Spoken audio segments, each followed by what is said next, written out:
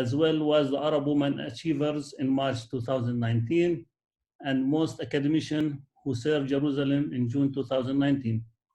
She's an active board member in the Higher Council for Innovation and Excellence in Palestine, also in the Palestine Incubator for Energy, the Palestine Education for Empowerment, EFE, the Arab Islamic Bank, among others. Dr. Safa Nasruddin holds a doctorate in electronic engineering from INSERIB, Bordeaux, one university in France since 2003. Please, the floor is yours. Maybe I can share if you allow me. السلام عليكم. I already shared. شايفين الشير؟ I noticed this. Yes. Okay, I already if you like from here, maybe it's better. نعم. From here, maybe it's better. عندي النت كتير منيحة زي ما بدكم، بس أنا حضرت الشير إذا بتحب. فالسلام عليكم، شكرا لكم لسمح لنا للمشاركة بهذا المؤتمر الهام. كانت الكلمات الصبح كتير مشجعة لنا، وإن شاء الله بنستمر في هذا التعاون وعمل البحث العلمي في خدمة فلسطين. ورقتي شوي مختلفة وبتركز على المرأة في الهندسة والتكنولوجيا، لأنه كل هاي الأبحاث ما بتكون إلا إذا مكننا الباحثين أول إشي، وكمان مكننا المرأة المهندسة. فهاي الورقة بدي أبدأ أنا العرض الفيلم. تفضل.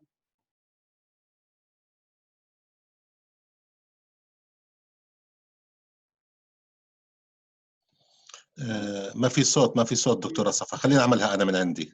فيش صوت، خليني أعمل شير من عندي. أوكي، بس أنا بقدر أعمل له صوت مع الصوت. ماشي، فيش مشكلة.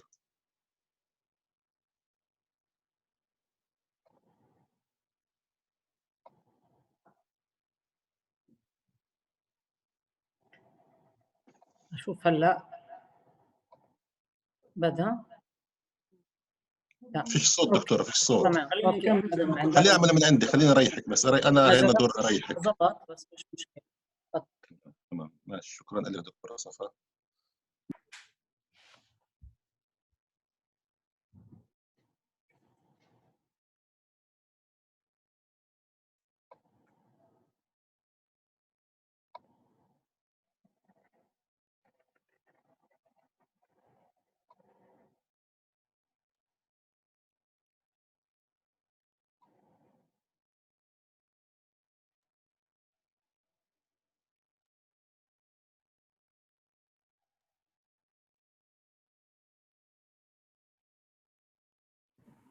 Assalamu alaikum.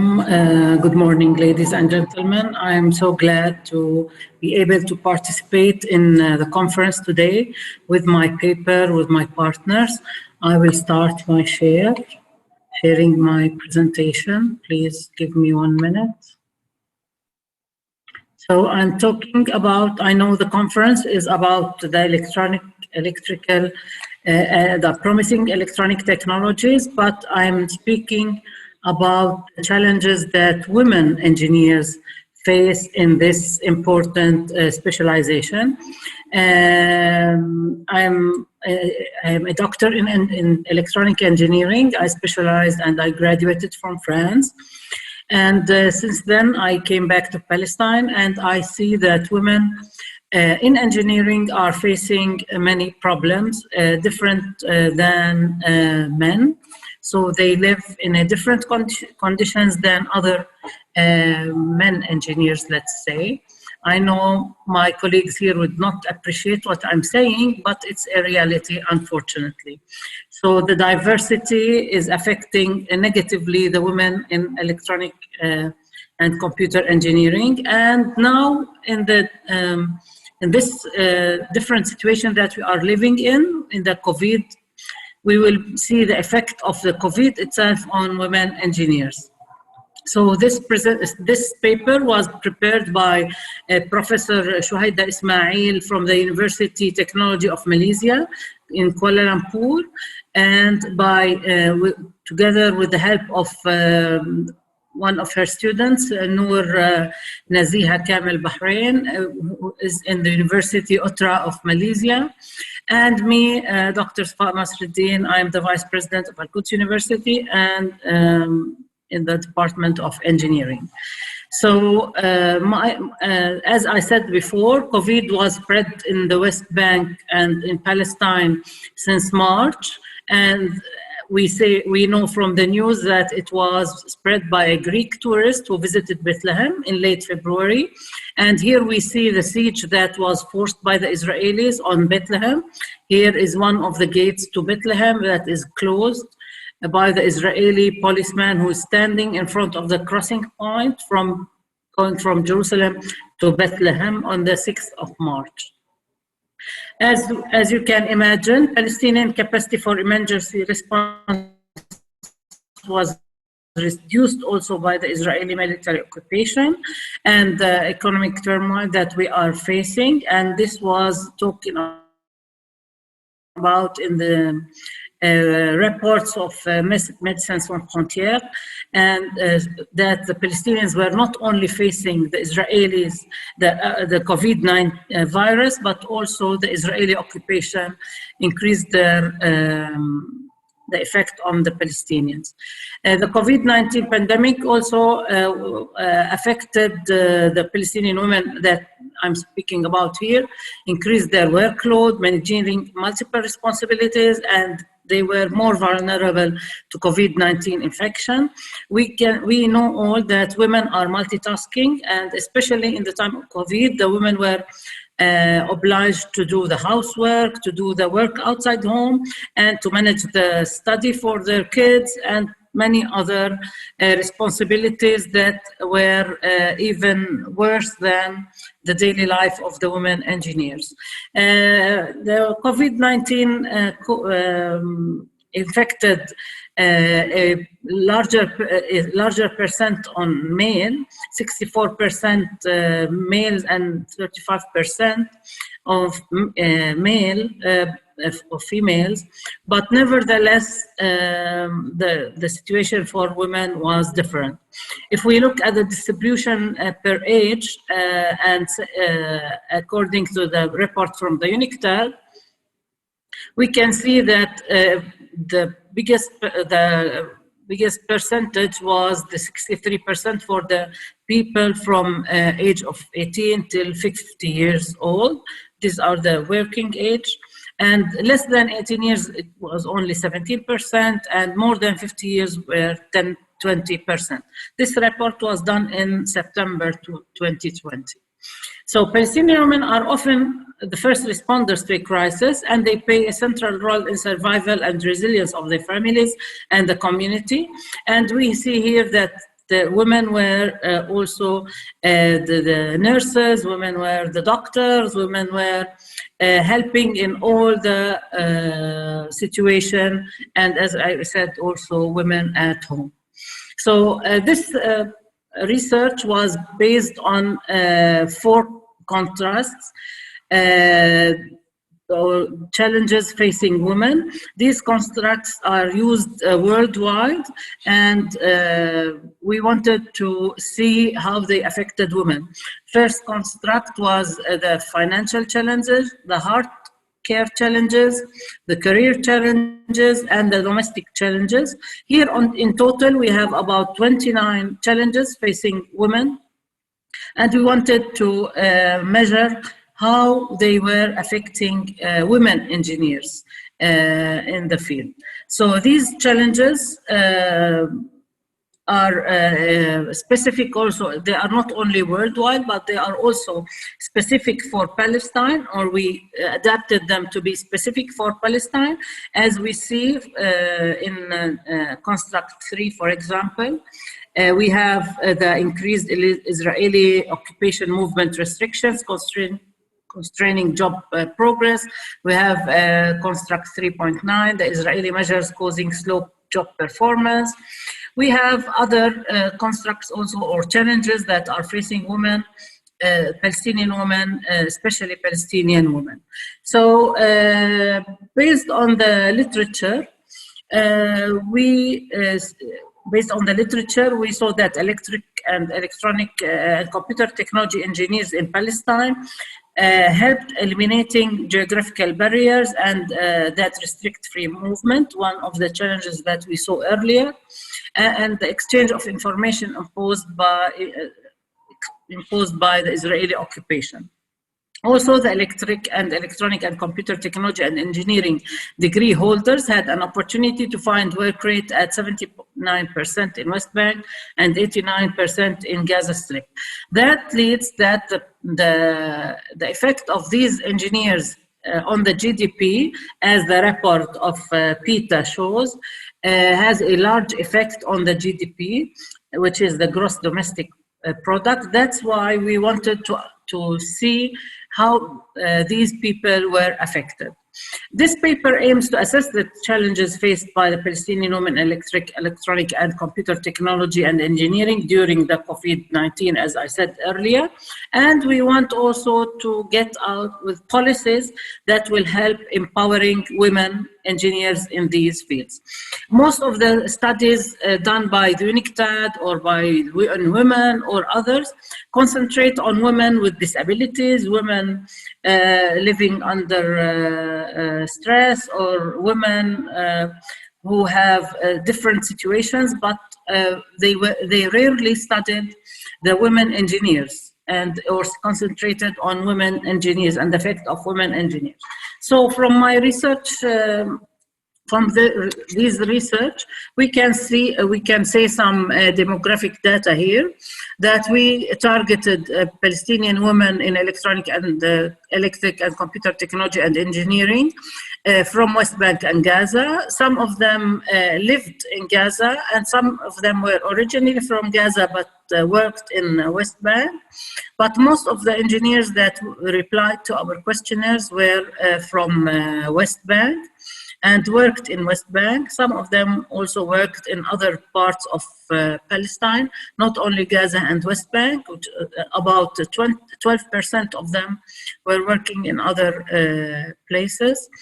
Regarding the degree that they had, these engineers, so most of them had the bachelor degree. About 70% had bachelor degree, 22% had master degree, and 5% of them had PhD degree. Regarding the working sector, so women, as you see, women engineers are not only working in engineering. 49% of these women who answered our questionnaire were working in the engineering field. Others were working in different sectors like education, like the service sector, agriculture, construction, research, and all the other fields. And regarding their work experience, most of our the engineers who replied to our survey had about 5 years of experience or less, and there were about 17% who had 10 to 14 years experience, and more than 20 years, only 10%. So those that we said had a PhD maybe, or others had. So regarding the working from home, so here we can see that during the COVID,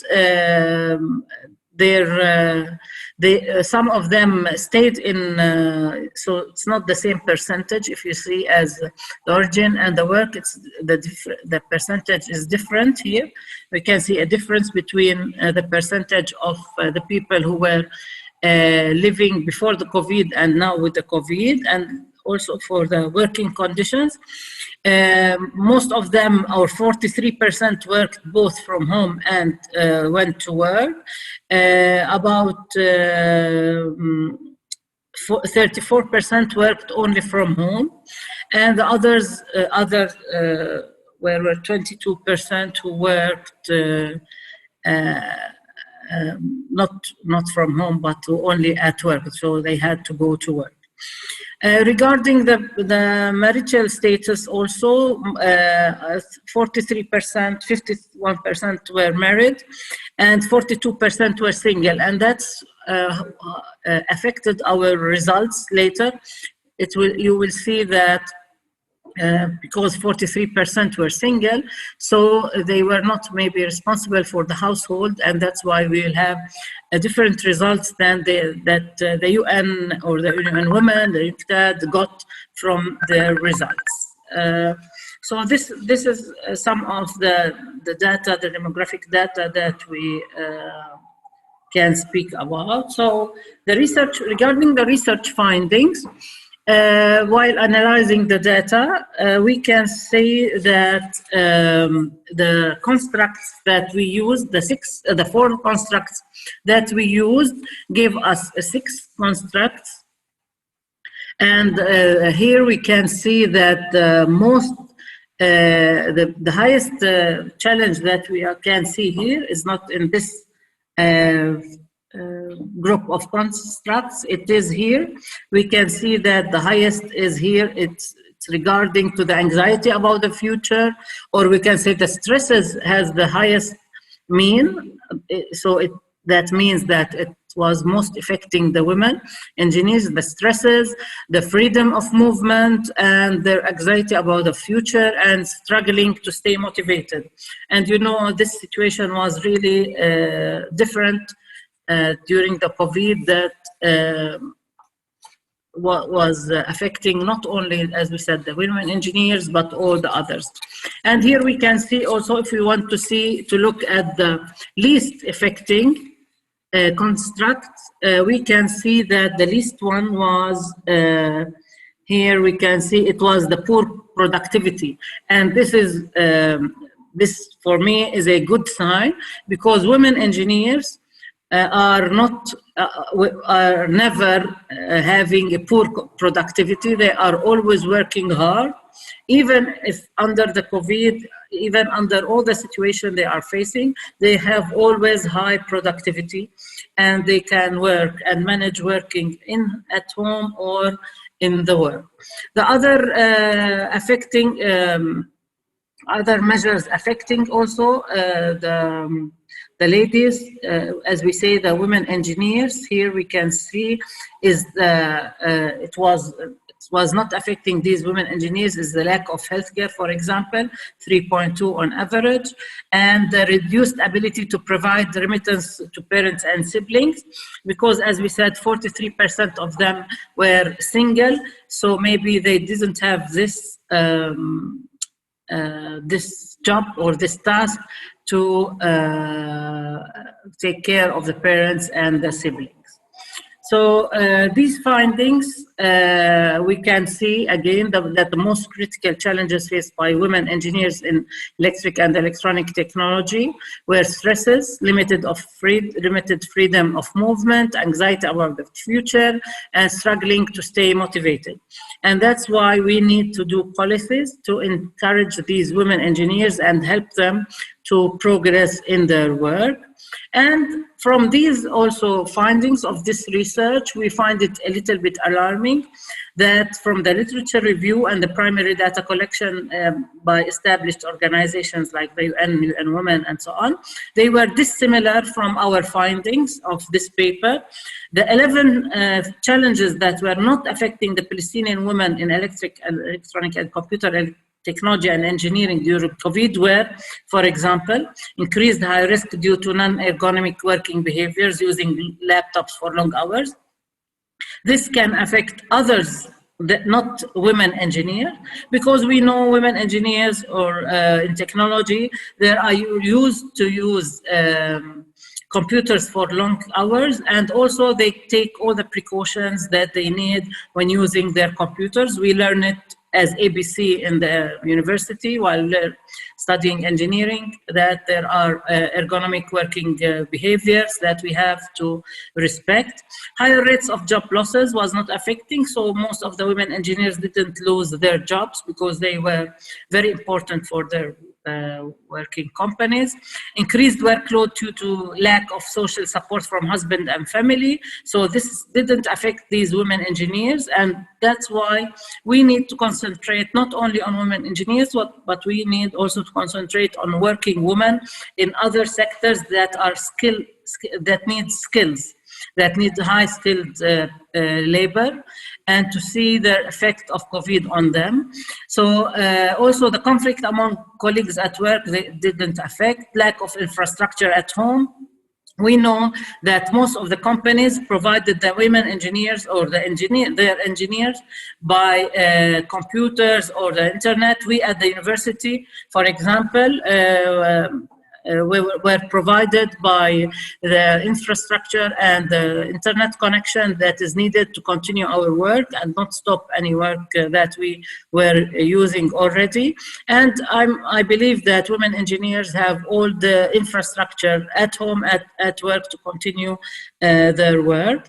Attending house chores while work from home, it didn't affect these women engineers. I'm sure that engineers can plan their time accordingly, and they would not be affected by this problem. Managing homeschooling also, as I said, managing their time is one of the characteristics of women engineers. Increased taking responsibility of the elderly didn't affect them, and lack of social interactions. Women engineers in general do not have or do not care much about social interactions. I think I will be, somebody will not like this comment from me, but they concentrate on work. They are hard workers, and they have less social interaction. And at last, the last point is that they are workaholic. They would like always to stay working, and that's why unable to unplug from work is one of the factors that didn't affect these women engineers. At last, the last slide will be is the resume of the findings, that we have to open our eyes on gender inequality in the regarding these women engineers in electronic and computer technology and engineering. And we have to do enough measures to empower these ladies to continue their work amidst the COVID-19 and for the future. Thank you for listening. I hope it was clear, and I'm ready to have any questions if you have. Thank you very much. Thank you for this enlightening presentation, Dr. Safa. Now, the floor is open for any questions. Meanwhile, your co-author has also joined us, Ms. Shuhaida. Yes, please, if you can promote her as a panelist, I would like her to be with us also. Thank you, Dr. Hassan. Yeah, Professor Shuhaida is well known in Malaysia for her, she wrote more than 250 papers, and she is she is supervising doctoral degree students and many people, and it's our pleasure to have her with us in this conference. She participated also in the forum, in the innovation forum, in the third innovation forum that His Excellency Mr. Adnan Samara spoke about earlier this morning, and also in the fourth innovation forum. And she helped me, we worked together on this paper related women engineers. Yes, we're glad. Assalamu alaikum, everyone. Yeah. Thank you. Would you like to say a few words, Professor Shuhaida? Thank you so much for the opportunity given. In fact, the studies currently done by Dr. Safa has been done before in Malaysia and many other countries, and we could see different patterns in terms of results. So I really hope that we could get questions from the floor, at least to see how these patterns could be enhanced towards the encouraging women, especially in Palestine. I have one question, if you allow me. Yes, please go ahead, Dr. Ez. Dr. Safa and Shuhaida, right? I wonder if you did similar research in Malaysia on the same topic, and if you did, were there some differences between the Palestinian society or scenario and the Malaysian scenario? Thank you for the question. Yeah, obviously, even if you see from the presentation by Dr. Safa, the result of Palestine is totally different from the result of United Nations. And the same goes to Malaysia. Okay, for us, we did the study on Malaysian, specifically Malaysian women in STEM, science, technology, engineering, and mathematics, of which include, civil, mechanical, and even medical doctors and nurses. We found that the most critical challenge is in fact homeschooling. Homeschooling, and also being burdened with these house chores. The fact that Malaysian women, they are two workaholics, okay, and they put a lot of reliance on childcare services, because childcare services in Malaysia are quite dominant. Okay, I would say that 80% of the urban women rely hardly on childcare services. So that is one of the major difference between Malaysian study and also Palestine. Thank you. Are there any further questions? I wanted to speak also about another difference that Professor Shuhaida was speaking about, our study than that of the UN Women. Usually UN Women and other UN agencies concentrate on marginalized women, concentrate on women with disabilities, concentrate on other situations that women engineers have not the same situation. And that's why our results were different, and we wrote it was alarming, but we have explanation for every difference. And I hope that others in other fields will concentrate also on skilled labor, like us engineers, not only on marginalized women. And I know they need help, but also we who have the skills and have the degrees need also to be empowered and need policies for these skilled women. Thank you. Thank you. I think there are no more questions. Okay, then in this case, then I think this session is over. Thanks for all the panelists for joining us.